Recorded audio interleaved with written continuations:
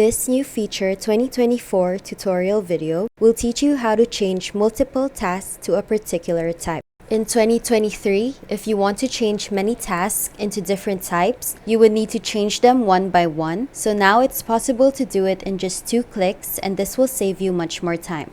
The objective of this video is to change 8 construction tasks to demolition.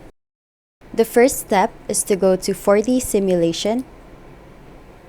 Click this construction task, remove shading.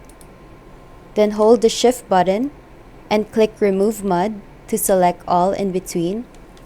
Click the construction button. Then click the third icon, which is the demolition. So now all of the tasks are changed from construction to demolition. Thank you for watching the video.